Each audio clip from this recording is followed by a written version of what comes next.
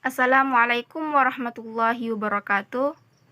Kami dari kelompok 3 akan mempresentasikan materi kami tentang mikroorganisme prokariotik dan eukariotik. Perkenalkan, saya Reka Nurwahida, NIM 119111020301. Dan teman saya Fitri Rahmadani 1190204003 dan Juni Kartika 119110203120. Saya akan menjelaskan itu tentang perbedaan struktur sel prokariotik dan eukariotik. Sel prokariotik itu merupakan organisme yang inti selnya itu bersifat prokariotik, yang mana organisme tersebut belum memiliki membran inti. Dari gambar tersebut kita dapat melihatnya, kebanyakan anggota kelompok prokariotik itu bersifat uniselular dan mikroskopis. Nah, karakteristik dari sel prokariotik itu terdapat pada tidak adanya nukleus, yang mana nukleus itu bagian sel yang berperan sebagai pewaris sifat. Materi genetik pada sel prokariotik disebut dengan nukleoid. Inti sel pada sel prokariotik hanya berupa satu molekul DNA. Perbedaan antara nukleus dan nukleoid itu terdapat pada membran pemisah. Pada nukleus terdapat membran pemisah, sedangkan pada nucleoid tidak terdapat membran yang memisahkan daerah yang mana dengan bagian sel lainnya. Sel eukariotik. Sel eukariotik dikelompokkan mencakup protista, fungsi, hewan, tumbuhan, dan juga termasuk manusia. Yang mana anggota makhluk hidup itu tergabung ke dalam sel eukariotik itu lebih banyak daripada sel prokariotik. Sel eukariotik ini memiliki nukleus sejati yang dibungkus oleh selubung nukleus. Sitoplasma itu seluruh daerah di antara nukleus dan membran yang membatasi sel. Nah, susunan organel-organel sel pada sel eukariotik ini terlihat lebih baik daripada sel prokariotik. Untuk gambarnya kita dapat melihat di situ gambar sel eukariotik. Untuk perbedaannya itu terdapat dalam tabel tersebut. Kita bisa melihat bagaimana perbedaannya. Nah, materi selanjutnya itu perbedaan bakteri gram negatif dan positif. Bakteri gram positif itu adalah bakteri yang dinding selnya menyerap warna violet dan memiliki lapisan peptidogilikan yang tebal. Contohnya itu pada bakteri gram positif, Actinomyces, Lactobacillus, Propionibacterium, Eubacterium, dan Staphylococcus. Bakteri gram negatif adalah bakteri yang mana dinding selnya itu menyerap warna merah dan memiliki lapisan peptidogin yang tipis.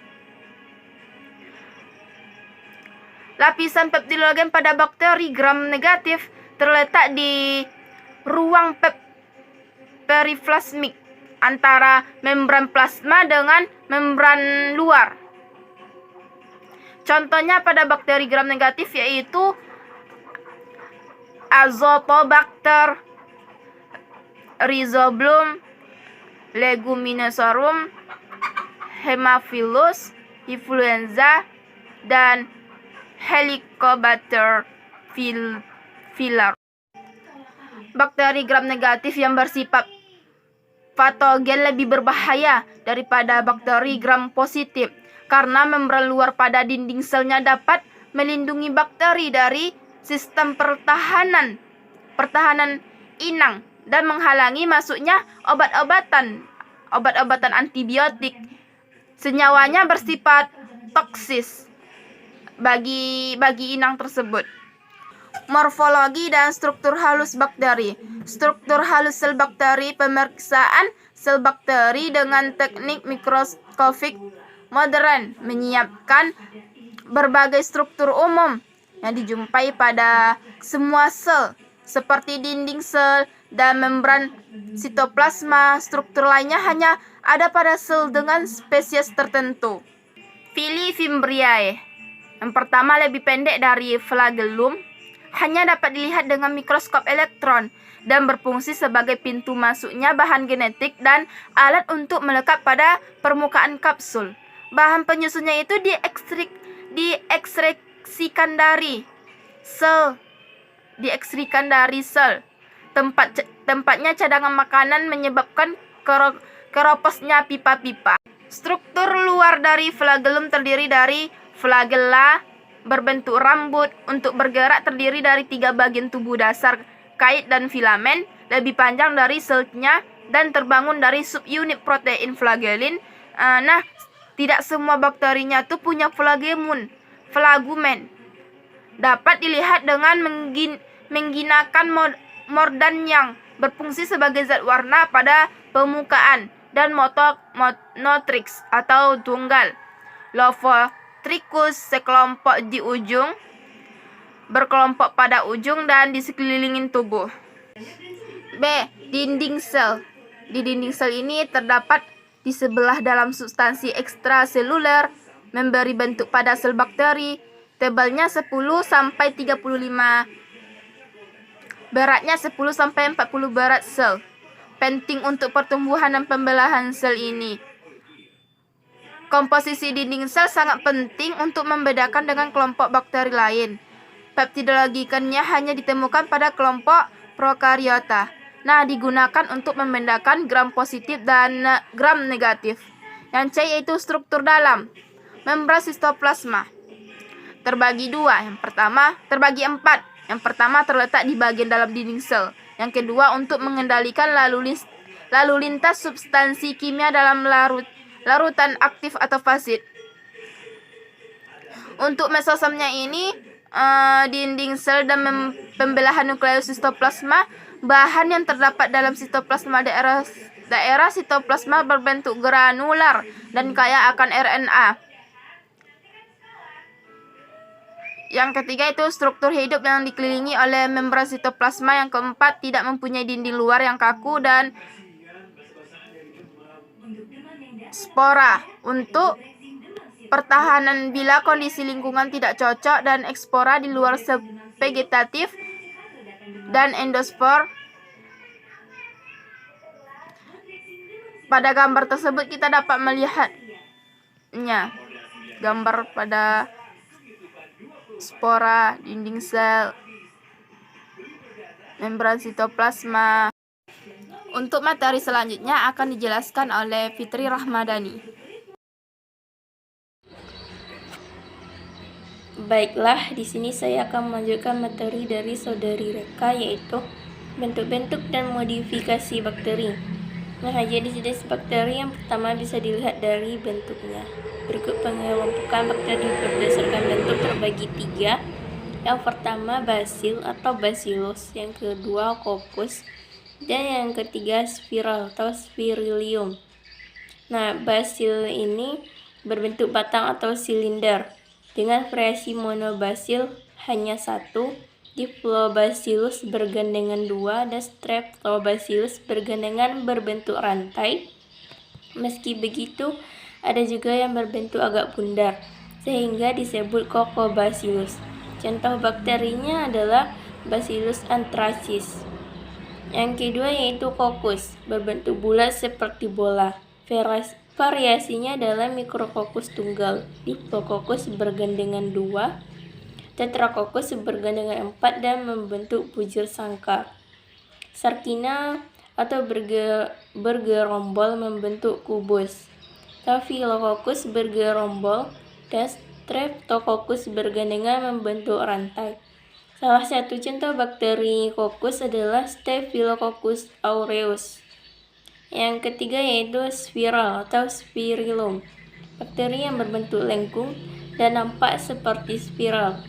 Variasi bentuknya ada fibro, berbentuk seperti koma jika lengkungan kurang dari setengah lingkaran. Spiral membentuk lengkung lebih dari setengah lingkaran, dan spiroket membentuk lengkungnya membentuk struktur yang fleksibel. Contoh bakterinya adalah Treponema pallidum. Nah, materi yang selanjutnya yaitu pertumbuhan dan cara reproduksi bakteri. Semua bakteri berkembang biak melalui pembelahan biner atau disebut dengan pembelahan aseksual, di mana dari satu sel membelah menjadi dua sel yang identik. Beberapa bakteri dapat membentuk struktur reproduktif yang lebih kompleks yang memfasilitasi penguraian dua sel yang baru terbentuk. Contoh bakteri yang seperti itu antara lain Fritium body formation oleh Mycococcus dan areal hive formation oleh Streptomyces. Nah, yang selanjutnya itu pertumbuhan bakteri yang terkontrol akan melewati 3 fase yang berbeda. Kultur bakteri biasanya dimulai dengan inokulasi satu koloni bakteri ke dalam media cair. Segera setelah itu pertumbuhan bakteri masuk ke dalam fase pertama yaitu lag phase. Lag phase adalah fase pertumbuhan lambat yang disebabkan oleh kebutuhan bakteri untuk beradaptasi dengan lingkungan untuk mencapai fase pertumbuhan cepat. Lag phase ini memiliki tingkat biosinetik tinggi sehingga enzim yang dibutuhkan untuk mencerna macam substrat dihasilkan dalam jumlah yang banyak. Fase kedua adalah log phase, yaitu fase logaritmik, dikenal dengan fase eksponensial, yang ditandai dengan pertumbuhan yang sangat cepat atau eksponensial. Nah, yang selanjutnya yaitu reproduksi pada bakteri. Reproduksi bakteri terjadi secara pembelahan biner. Perbanyakkan sel dengan cara ini, kecepatan pembelahan sel ditentukan dengan waktu generasi. Waktu generasi adalah waktu yang dibutuhkan oleh sel untuk membelah. Bervariasi tergantung dari spesies dan kondisi pertumbuhan. Pembelahan biner ini terjadi pada bakteri adalah pembelahan biner melintang. Pembelahan biner melintang adalah suatu proses reproduksi aseksual. Setelah pembentukan dinding sel melintang, maka satu sel tunggal membelah menjadi dua sel yang disebut dengan sel anak. Itulah materi yang dapat saya jelaskan. Selanjutnya akan dijelaskan oleh Saudari Juni Kartika. Baiklah, saya Juni Kartika akan melanjutkan pembahasan dari rekan saya, yaitu tentang pengelompokan jenis-jenis bakteri. Pengelompokan jenis-jenis bakteri itu terdiri dari ada yang berdasarkan bentuknya, berdasarkan dinding sel, berdasarkan kebutuhan terhadap oksigen, dan ada yang berdasarkan cara mendapatkan makanannya. Pertama, berdasarkan bentuk. Itu terdiri dari basil atau bacillus yang merupakan berbentuk seperti batang ataupun silinder. Yang kedua yaitu coccus yang merupakan bakteri berbentuk bulat seperti bola. Yang ketiga yaitu spiral atau spirillum yang merupakan bakteri berbentuk lengkung dan nampak seperti spiral. Yang kedua berdasarkan dinding sel. Karakteristik pada dinding sel pada bakteri membedakan jenis dari bakteri itu sendiri. Pada metode pengelompokan bakteri berdasarkan dinding sel ini pertama kali dikemukakan oleh Hans Christian Gram melalui pewarnaan Gram. Pada metode pengelompokan bakteri berdasarkan dinding sel ini terdiri dari yang pertama itu ada bakteri gram positif, yang kedua bakteri gram negatif, dan yang ketiga bakteri gram tidak berdinding sel. Pada bakteri gram positif ini merupakan bakteri yang memiliki lapisan peptidoglikan tipis dan dinding sel yang mampu menyerap warna merah. Contohnya yaitu bakteri bergenus Streptomyces. Contohnya yang lain yaitu Streptococcus, Mycobacterium tuberculosis, dan lain-lain. Yang kedua yaitu bakteri gram positif, yang merupakan bakteri yang memiliki lapisan peptidoglikan tebal dan dinding selnya mampu menyerap warna violet. Contohnya yaitu bakteri ungu, Enterobacteria, dan Vibrio. Dan yang ketiga yaitu bakteri gram tidak berdinding sel, yang merupakan yaitu tidak mempunyai adanya dinding sel. Contohnya yaitu Mycoplasma. Yang ketiga yaitu bakteri berdasarkan kebutuhan terhadap oksigen. Berbeda dari makhluk hidup yang lain yang membutuhkan oksigen, ada beberapa jenis bakteri yang bisa hidup tanpa oksigen, dan ada juga jenis bakteri yang membutuhkan oksigen untuk hidup. Jenis bakteri ini disebut dengan bakteri aerob, sedangkan bakteri yang tidak membutuhkan oksigen disebut dengan bakteri anaerob. Contoh bakteri anaerob yaitu Micrococcus denitrificans yang merupakan bakteri yang dapat merombak senyawa menjadi metan. Sedangkan bakteri aerob contohnya yaitu bakteri nitrifikasi yang merupakan bakteri yang dapat mengubah amonia menjadi nitrat. Selanjutnya keempat yaitu jenis bakteri berdasarkan cara mendapatkan makanannya. Yang pertama itu ada bakteri heterotrof. Bakteri heterotrof merupakan bakteri yang memperoleh makanan dari organisme lain. Bakteri heterotrof ini terdiri dari beberapa bagian. Yang pertama itu ada bakteri parasit. Bakteri parasit ini umumnya disebut dengan bakteri yang merugikan. Contohnya bakteri yang merugikan. Karena bakteri parasit ini memperoleh makanan dari organisme yang ditumpanginya. Yang kedua yaitu ada bakteri saprofit. Bakteri saprofit ini merupakan bakteri yang memperoleh makanan dari sisa-sisa organisme yang lain. Contohnya itu Escherichia. Yang ketiga yaitu bakteri apotagen. Bakteri ini merupakan bakteri yang tidak dapat menimbulkan penyakit. Yang keempat yaitu bakteri patogen. Bakteri patogen ini bakteri yang dapat menimbulkan penyakit. Contohnya yaitu Clostridium. Yang kelima yaitu Eubacteria, merupakan bakteri yang murni. Contoh bakteri Eubacteria ini yaitu Monera. Yang keenam yaitu Archaeabacteria. Bakteri Archaeabacteria ini merupakan bakteri yang tidak dapat hidup bakteri yang dapat hidup di tempat ekstrim. Yang kedua yaitu ada bakteri autotrof. Bakteri autotrof ini merupakan bakteri yang dapat memproduksi makanannya sendiri. Bakteri autotrof terdiri dari yang pertama itu ada bakteri fotoautotrof.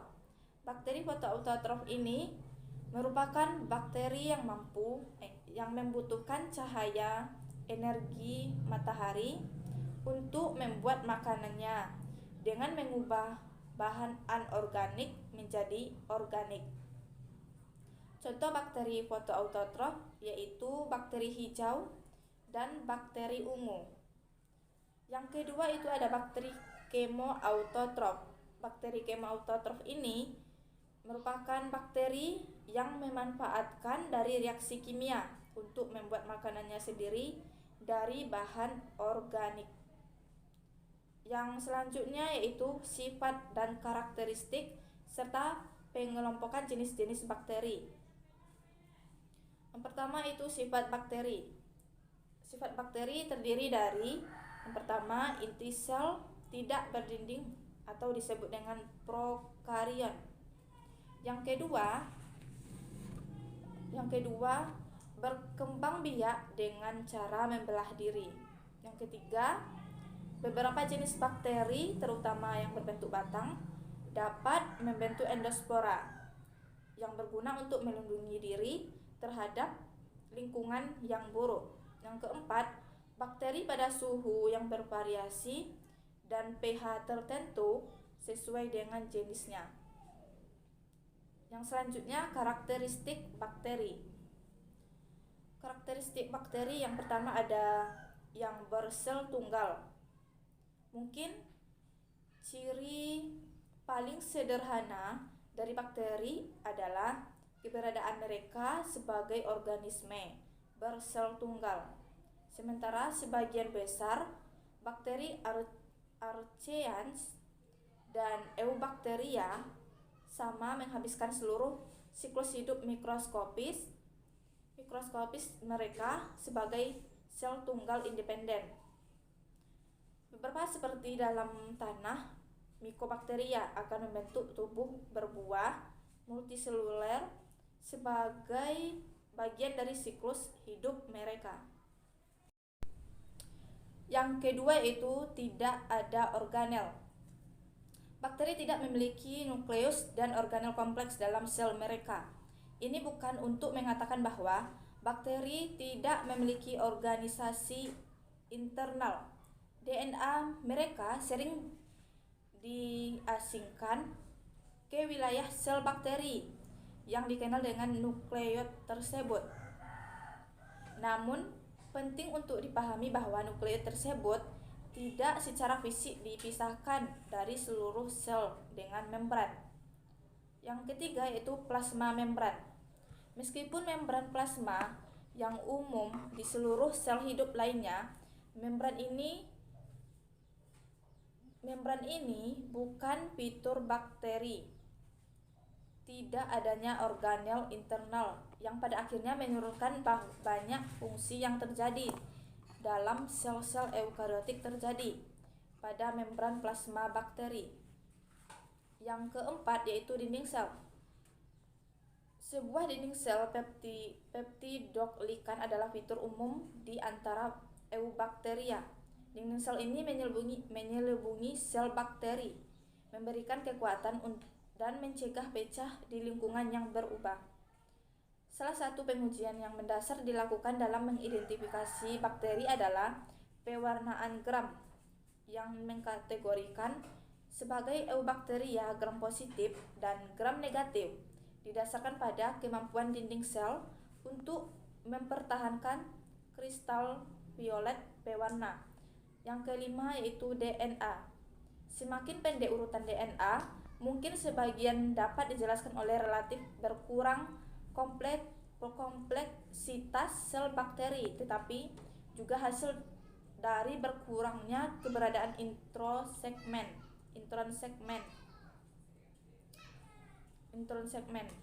yang dikeluarkan selama terjemahan DNA menjadi protein. Genom bakteri ditambah dengan fragmen kecil dari DNA yang dikenal dengan plasmid. Meskipun ini tidak unik untuk bakteri dan juga dapat ditemukan pada eukariota.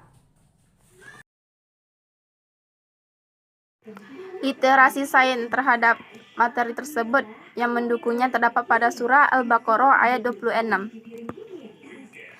A'udzu billahi minasy syaithanir rajim. Bismillahirrahmanirrahim. Innallaha la yastahi an yadriba mathalan ma ba'udatan fama fawqaha فأما الذين آمنوا فيعلمون أنه الحق من ربهم وأما الذين كفروا فيقولون ماذا أراد الله بهذا مثلا يضل به كثيرا ويهدي به كثيرا wa ma yudillu bihi illal fasiqin, yang artinya innallaha la yastahi, sesungguhnya Allah tidak segan, ayat riba mathala, membuat perumpamaan, ba'udatan fama fauqaha, seekor nyamuk atau yang lebih kecil dari itu. Fa ammal ladzina amanu, adapun orang-orang yang beriman, faya'lamuna annahul haqqu, mereka tahu bahwa itu kebenaran, mir rabbihim, dari Tuhan mereka. Wa ammal ladzina kafaru, tetapi mereka yang berkata atau orang kafir, fayaqulu namadza aradallahu bihadza masala, apa maksud Allah dengan perumpamaan ini?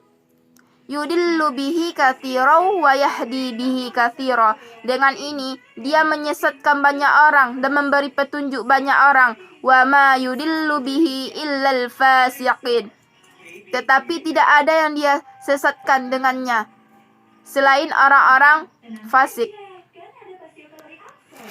Itulah presentasi dari materi kami. Lebih dan kurangnya kami mohon maaf. Wabillahi taufiq wa hidayah. Assalamualaikum warahmatullahi